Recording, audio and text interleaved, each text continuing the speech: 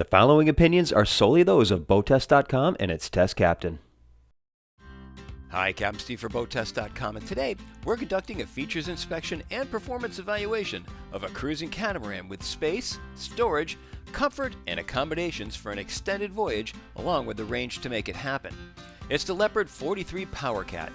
Let's start with a look at her features.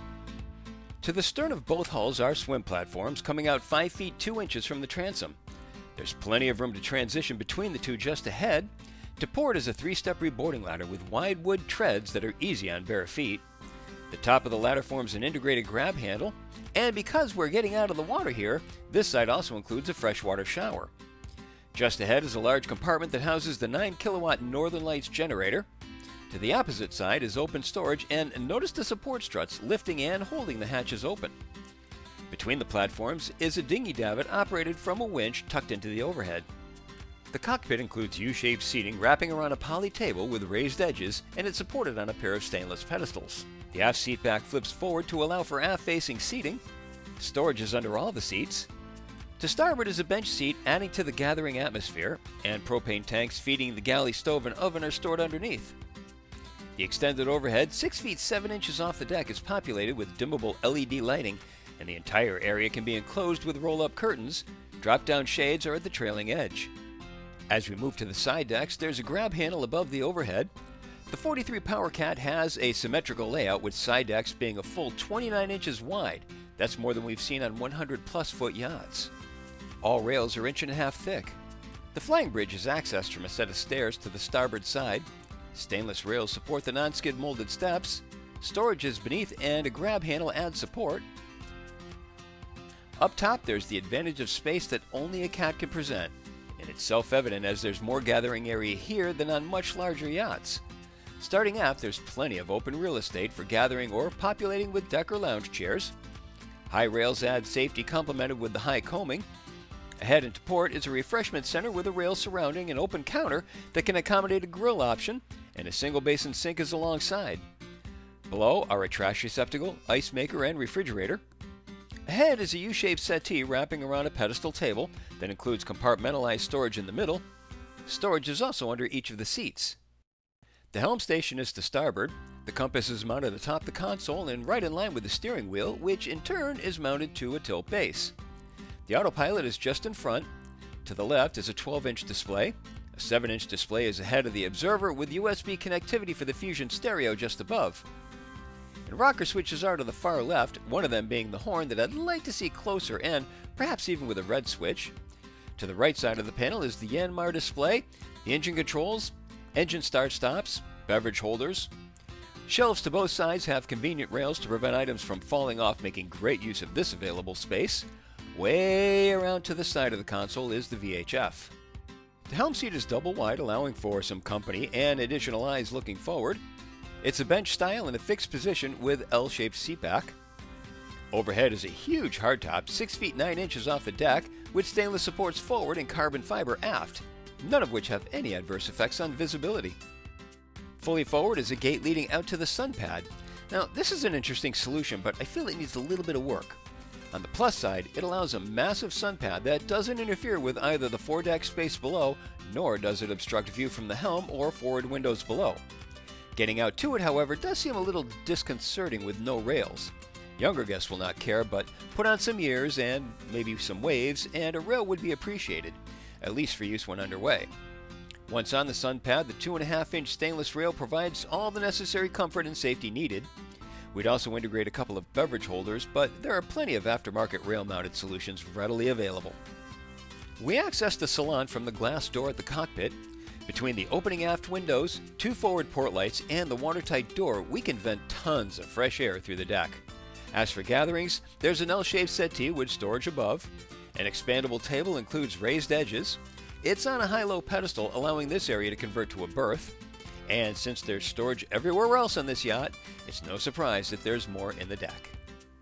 The galley is just ahead, and having the galley forward is not only functional, but look at the outstanding views we get during food prep out the massive forward windshields. It's L-shaped with plenty of open counter space and single basin sink.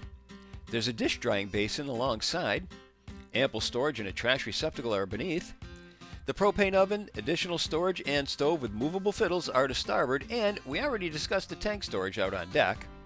Further behind is more counter space and a pair of refrigerated drawers. Just above is the ship's electrical panel. There are also 2 VHF radios here, so I'd like to see one moved over to the forward operating station. This interior nav station is ideal when on a long passage, particularly in inclement weather. An autopilot control panel is mounted to the bulkhead, and I'd move that up so that we have room for an MFD just below. The engine controls are alongside. Desk storage is provided. There's storage under the movable seat, and a padded backrest would be a nice addition. The controls here also allow for a clear sightline to the stern, so we can dock from here if the weather turns nasty. The windshield includes an opening port light for ventilation. An extended overhead creates a brow to eliminate glare. At the front of the salon is a watertight door leading out and up 3 steps to the bow. Having this in addition to the side decks makes a much more comfortable transition to the bow, and certainly safer. In addition to the usual ground tackle, there's plenty of open space and ample storage solutions, starting with the storage hatch that makes up the top step. Immediately to port is the 206-gallon water tank with another repeated to the opposite hull. Fully forward is 7 feet of open space, allowing for a myriad of uses. Rail-mounted seats are at both forward corners. The anchor is located well aft and in an enclosed compartment alongside the stairs.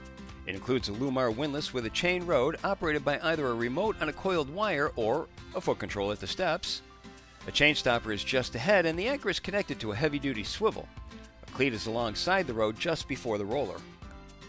Moving to accommodations, to starboard we have the master, as it has an ensuite rather than shared head. The shared head is indeed an option though, and then all staterooms will be the same. We head down molded-in steps that meet the surrounding woodwork. We can now see courtesy lights under all main deck cabinetry. Storage is seen through the length of the decking. Across from the stairs, we see a desk/vanity with drawer storage alongside. An opening port light provides ventilation, and a privacy door can close off this entire suite. The berth is aft and includes a hull side window, 2 opening port lights, and an overhead hatch, all providing natural light. Convenient shelving is to the inboard side. A hanging locker is just ahead of the berth, with drawers further forward. Now, as we electrically lift the berth, we access the main engine. Now, this may seem problematic to a good night's rest, but the bulk of the customers don't use this yacht as a passage maker, but more as a coastal cruiser bouncing from marina to marina, or more likely, anchorage to anchorage. And that makes the likelihood of running through the night while others are trying to sleep pretty slim, if non-existent. So, with that said, this makes sense in providing maximum usable interior space, and just as with seeing this in a salon, there's sound protection under the hatch. The battery switch is in the closet just ahead, so power is easily accessed. Ahead, there's another locker with shelf storage, and then the private ensuite head. This is fully featured, and a glass door separates the water closet from the walk-in shower. Mirrored cabinets are above the sink. Additional storage and a trash receptacle is below. An opening port light is integrated into the hull side window. A cabinet just ahead opens to reveal the combination washer-dryer. Moving to the port side, it features 2 staterooms with a shared head between. Let's start with the aft stateroom. Now this is literally a mirror image of the starboard stateroom with the same hull side window, port lights, and overhead hatch. And as with the starboard side, the second main engine is under this berth as well. Even the battery switch location is mirrored here. Stepping out, storage is all through the deck. The head is behind a sliding pocket door, and all the ingredients we'd expect are here, including a walk-in shower. Being right at the companionway, this will also serve as the day head. Continuing forward, the final stateroom includes a hanging locker, and the berth takes up the space from side to side. There's a lengthy hull side window with integrated port light, and additional storage is under the berth and fully forward.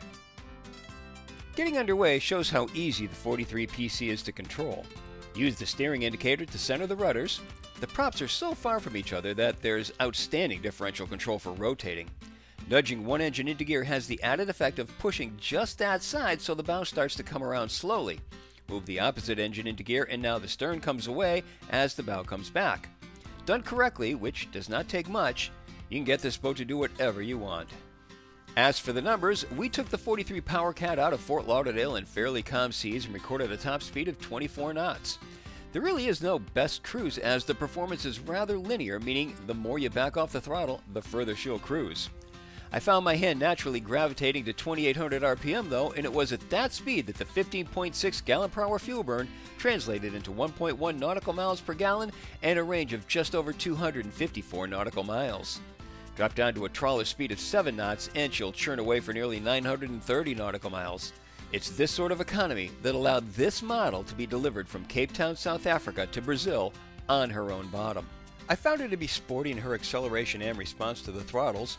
We reached planing speed in an average 6.3 seconds and accelerated to 20 miles per hour in 9.5. Now, of course, one of the most impressive features of a cat is in their handling in rough sea conditions that we unfortunately were not able to demonstrate on our Flatcom test day, especially disappointing since it was this model that made that passage from South Africa. The few rollers we got from the wake of the chase boat and passing yacht showed the typical characteristic of speeding up rather than slowing down for better penetration and no sneeze effect. We did find that she had good characteristics with her turns remaining predictably flat. She's got a firm feel to the steering that speaks of running straight and forever, not being heavy-handed. She's also a slow turner. At 19 knots, we came around a full turn in 40 seconds, and she only bled off a knot and a half, so no need to add power. We came around at approximately 4 boat lengths. So that combination, along with the 5.5 turns from lock to lock, again speaks more towards cruising. And more destinations are available with her shallow draft of 3 foot 1 inch thanks to the props being in tunnels. And lastly, she would get just a bit of spray on the foredeck during cruise, but the application of spray rails at the bows would knock that down easily. Returning to the dock gave us one more opportunity to showcase her ease of handling. Approaching the fairway, I used differential thrust to bend her around the entry and left the helm centered for the rest of the procedure. Then I used only the sticks for all the maneuvering, and it worked perfectly.